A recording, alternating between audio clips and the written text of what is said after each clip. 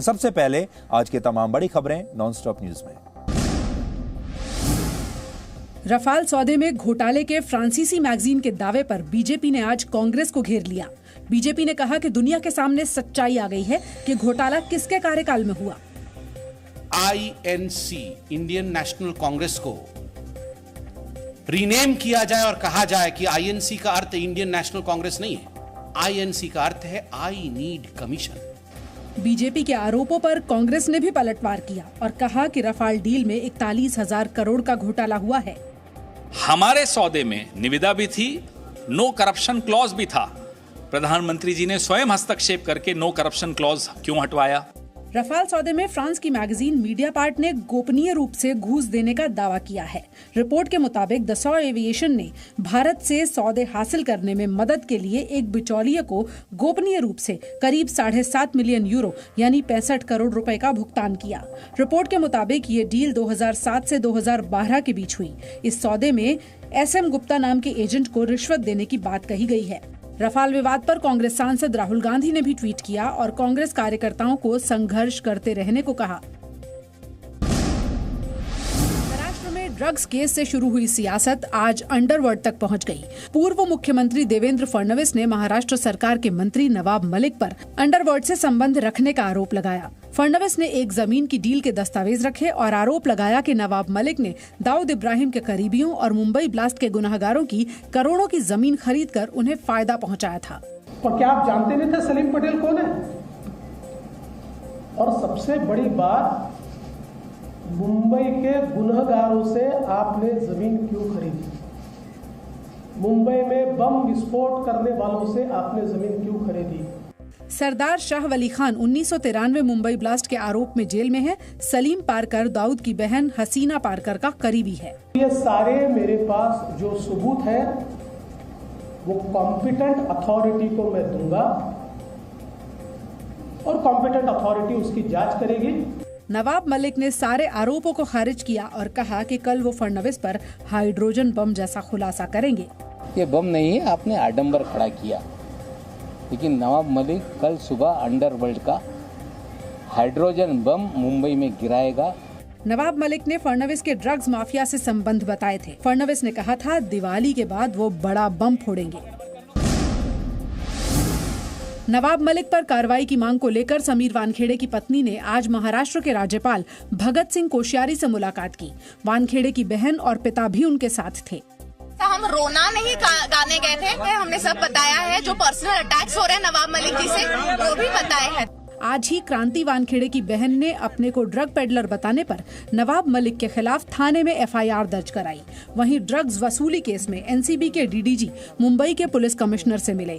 NCB ने police से deal वाली जगह का CCTV फुटेज मांगा, जिसका जिक्र प्रभाकर सेल ने किया था। आने वाले दिनों में और विटनेसेस को एग्जामिन किया जाएगा और इसके संबंध में और एविडेंस भी इकट्ठे किए जा रहे हैं। मामले में 15-16 गवाहों के बयान दर्ज हो चुके हैं। इस बीच NCB के गवाह किरण गोसावी को पुणे की कोर्ट ने 2018 के एक धोखाधड़ी मामले में आज न्यायिक हिरासत में भेज दिया। यूपी के मुख्यमंत्री योगी आदित्यनाथ ने आज समाजवादी पार्टी के परिवारवाद पर हमला बोला। शाहजहांपुर और बदायूं में विकास योजनाओं के उद्घाटन के बाद योगी ने कहा कि उनकी सरकार ने बिना भेदभाव के नौकरियां दी हैं, जबकि पिछली सरकार में नौकरियों का फायदा एक ही खानदान उठाता था। पहले नौकरी निकलती थी और एक खानदान का पूरा खानदान वसूली के लिए निकल जाता था। इस बीच यूपी बीजेपी के उपाध्यक्ष और MLC अरविंद शर्मा ने आज प्रधानमंत्री मोदी से मुलाकात की। वहीं BSP अध्यक्ष मायावती ने बीजेपी और समाजवादी पार्टी दोनों को घेरा और यूपी का सांप्रदायिक माहौल बिगाड़ने का आरोप लगाया। मैं जो आपको बता रही हूँ कि सपा और बीजेपी में तो हम कोई फर्क समझते नहीं, ये तो एक ही सिक्के के दो पहलू हैं। ये तो चुनाव को हिंदू मुस्लिम करने के चक्कर में है। समाजवादी पार्टी के अध्यक्ष अखिलेश यादव ने उत्तर प्रदेश में वोटर लिस्ट में हो रहे संशोधन को लेकर चुनाव आयोग पर सवाल उठाए हैं। अखिलेश यादव ने पूछा कि चुनाव आयोग किसके दबाव में काम कर रहा है। जो नाम काटे जाते हैं, जो नाम जुड़ते हैं, प्रकाशन के बाद वो सूची जारी होती है। चुनाव आयोग पता नहीं क्यों किसके दबाव में सूची को जारी नहीं कर रहा। अगर हम ऑब्जेक्शन करना चाहें, हम नाम जुड़वाना चाहें एज ए पॉलिटिकल पार्टी, तो हम पे कोई जानकारी नहीं है। बीजेपी ने अखिलेश पर पलटवार करते हुए कहा कि पहले ईवीएम पर सवाल उठाए और अब सीधे चुनाव आयोग पर प्रश्न चिन्ह लगाया जा रहा है। साफ जाहिर है कि वो 2022 का चुनाव हार चुके हैं। जिस तरह से चुनाव आयोग पर प्रश्न चिन्ह लगाया है और आरोप लगाया है, ये साफ दर्शाता है कि उनको पूर्व आभास है कि इस बार भी चुनाव वो पूरी तरीके से 22 में हार रहे हैं, क्योंकि उससे पहले वो ईवीएम पर प्रश्न चिन्ह लगाया करते थे, अब तो उन्होंने इलेक्शन कमीशन पर ही प्रश्न चिन्ह लगा दिया। बहुजन समाज पार्टी की अध्यक्ष मायावती ने भी मतदाता संशोधन प्रक्रिया में गड़बड़ी की आशंका जताई। मतदाता सूची में इस किस्म की शिकायतें, गड़बड़ी की शिकायतें मिल रही हैं। चुनाव आयोग उत्तर प्रदेश की मतदाता सूची में संशोधन के लिए 1 से 30 नवंबर तक अभियान चला रहा है और ये प्रक्रिया फिलहाल जारी है। पंजाब के मुख्यमंत्री चरणजीत सिंह चन्नी ने प्रदेश अध्यक्ष नवजोत सिंह सिद्धू के आगे हार मान ली।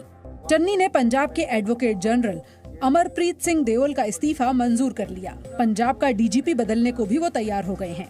एडवोकेट जनरल साहब ने ਤੁਹਾਨੂੰ ਤੁਸੀਂ ਜਾਣਦੇ ਹੋ ਕਾਫੀ ਦਿਨਾਂ ਤੋਂ ਅਸਤੀਫਾ ਦਿੱਤਾ ਹੋਇਆ ਸੀ। ਅੱਜ ਕੈਬਨਿਟ ਨੇ ਉਹਨੂੰ ਮਨਜ਼ੂਰ ਕਰ ਲਿਆ।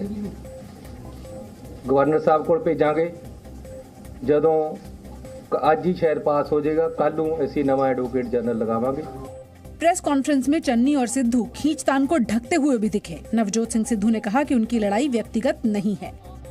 ये जो इन्होंने कहा कल कैबिनेट ਦੇ ਵਿੱਚ ਅਗਰ ਡਿਸੀਜਨ ਹੁੰਦੇ ਆ, ਮੇਰਾ ਪਾਰਟੀ ਵੱਲੋਂ 110% सहयोग नाले चीफ मिनिस्टर ਨੂੰ ਨਾਲੇ ਸਾਰਿਆਂ ਨੂੰ। पंजाब में चरणजीत सिंह चन्नी के मुख्यमंत्री बनते ही सिद्धू एडवोकेट जनरल और डीजीपी बदलने पर अड़ गए थे। दबाव के तौर पर सिद्धू ने पंजाब कांग्रेस के अध्यक्ष पद से इस्तीफा दे दिया था और 1 महीने बाद जाकर वापस लिया था। Presenting B News app available on Google Play and App Store. Download it now.